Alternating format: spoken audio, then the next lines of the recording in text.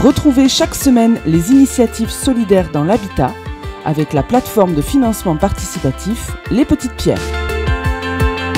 L'association Equinox, qui lutte contre les violences faites aux femmes et les violences transgenres, a lancé une campagne de financement participatif sur la plateforme Les Petites Pierres pour les aider à acheter un hameau dans les Cévennes afin de pouvoir accueillir ces personnes qui se retrouvent souvent dans des situations complexes et parfois dramatiques. Bonjour Eva Demas-Tchop. Bonjour. Vous êtes présidente de cette association. Expliquez-nous ce qui a motivé ce projet qui va permettre d'accueillir ces personnes, de les mettre en sécurité et de les aider à se reconstruire. On a fondé l'association Equinox donc en 2017 parce que voilà, c'était la volonté donc de quelques-uns et quelques-unes de lutter contre les violences de genre auxquelles on avait tous et toutes été sensibilisés au cours donc de notre parcours de vie. Et en fait, on a eu le cas de figure par une de nos bénévoles d'accueil d'une femme donc qui fuyait une situation de violence. Donc ça s'est fait complètement par hasard dans la rue. Et c'est vrai que du coup, on s'est posé du fait cette problématique en fait, de qu'est-ce qu'on fait, comment on peut accueillir cette personne, voilà. Et elle nous a parlé donc de son parcours difficile en fait, de l'incompréhension dans les commissariats auxquels elle avait été confrontée, de l'impossibilité de trouver une place dans un foyer parce que les structures elles sont submergées en fait. Oui, là, on n'est pas dans le discours, là. Vous étiez face à la réalité quoi, d'un témoignage. Voilà, oui, mais c'est ça qui nous a mis face à cette problématique en fait, que du coup on a eu tous, je pense, ce sentiment un peu d'impuissance, de qu'est-ce qu'on peut faire de concret, essayer d'apporter des solutions quoi. Voilà. Est-ce que le nombre de structures pouvant accueillir ces personnes en difficulté est loin, très loin d'être suffisant pour répondre aux besoins, sachant que les besoins dans ce domaine relèvent parfois de la survie Ah oui, en fait les besoins dans ce domaine relèvent pratiquement toujours de la survie, même si c'est pas la survie physique, c'est la survie mentale en fait. Et oui, les places sont pas assez nombreuses de loin.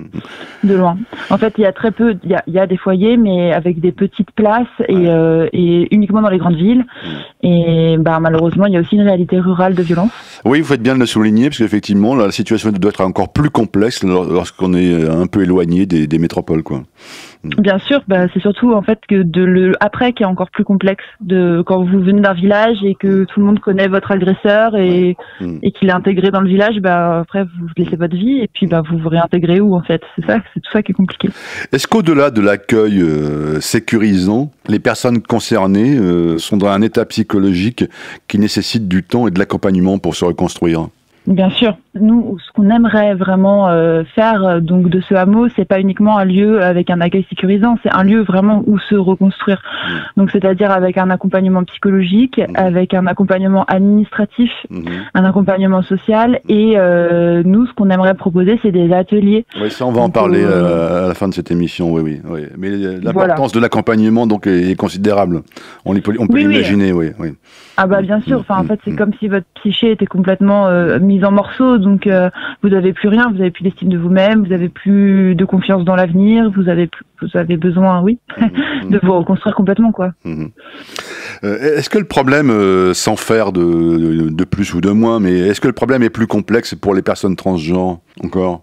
Je pense qu'on est face à une double violence qui est le fait, nous, on parle donc souvent de personnes transgenres qui étaient hommes en fait au début et qui sont en voie de changement vers femmes.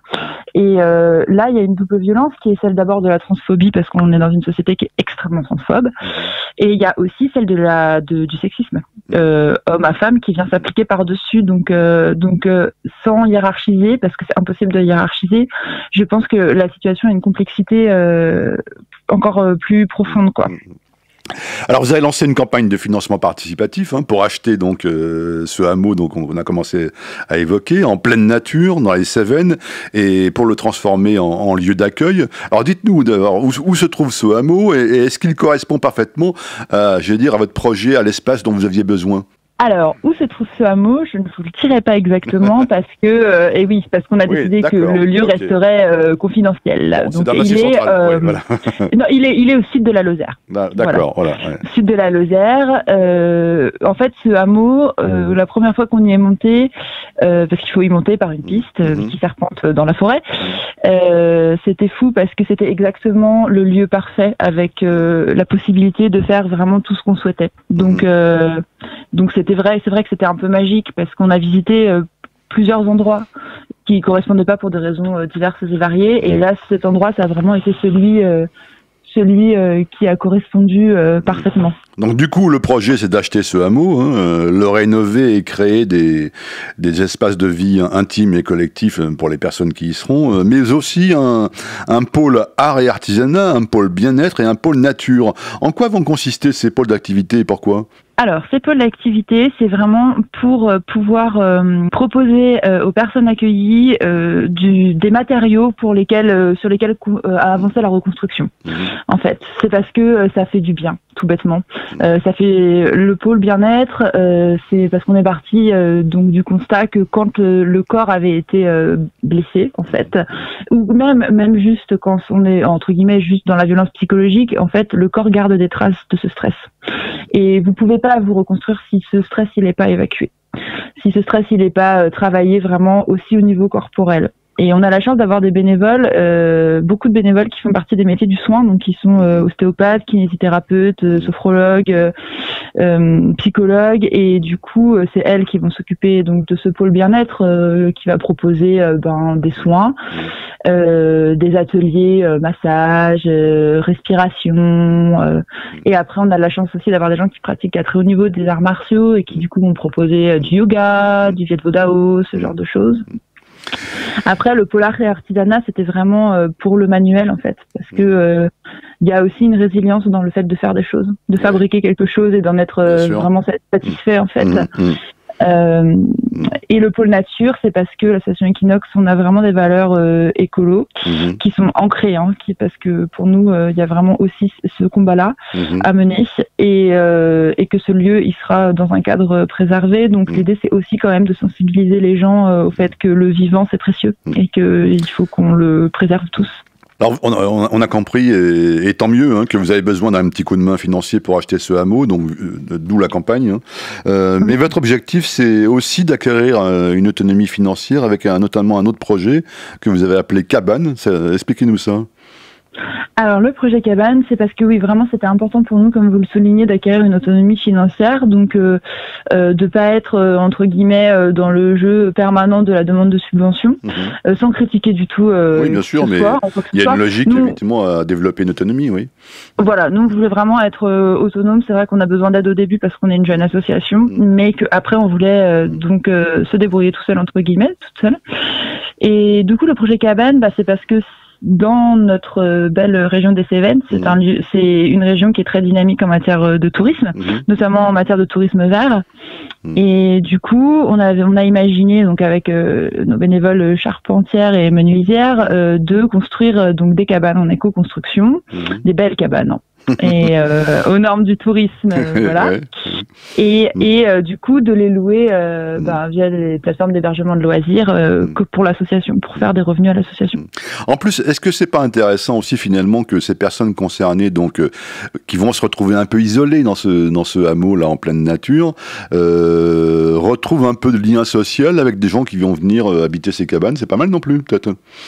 Oui, bien sûr. Oui, bien sûr. Après, de toute façon, les personnes, elles ne seront pas livrées elles-mêmes dans le hameau. Non, on aura toujours des bénévoles sur place. Bien sûr, mais bon, voilà. ça peut créer une dynamique intéressante. Oui, bien sûr, ça peut créer une dynamique tout à fait intéressante. Et puis, c'est vrai que je pense que c'est important aussi d'offrir aux gens la possibilité, ça commence à se faire beaucoup, de choisir ses vacances et de pouvoir opter pour des vacances solidaires, en fait. Oui, tout à fait. Dernière question, Eva. Est-ce que l'expérience des personnes que vous accompagnerez, après s'être reconstruite dans ce lieu d'accueil, ne pourrait pas être un témoignage utile pour toutes celles qui sont en difficulté, qui sont parfois un peu perdues face aux violences auxquelles elles sont confrontées? Bien sûr, bien sûr. On espère vraiment, sans forcer qui que ce soit à quoi que ce soit, parce que nous, on est dans une démarche de volontariat en fait de A à Z. C'est-à-dire que les personnes ne seront jamais contraintes en fait à participer à quoi que ce soit.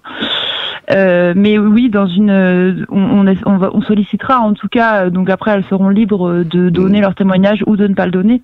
Mais on sollicitera leur témoignage bien sûr pour que justement ça puisse aider éventuellement les personnes qui ne savent pas où elles en sont, qui n'y arrivent pas. Enfin. Tout ça. Merci infiniment Eva Demas-Tchop, présidente donc de l'association Equinox, et puis je rappelle que vous avez besoin d'un petit coup de main financier, donc j'invite tous ceux qui le veulent à se rendre sur la plateforme de financement participatif Les Petites Pierres, on retrouvera votre projet. Merci beaucoup. Merci à vous. C'était les initiatives solidaires dans l'habitat avec la plateforme de financement participatif Les Petites Pierres.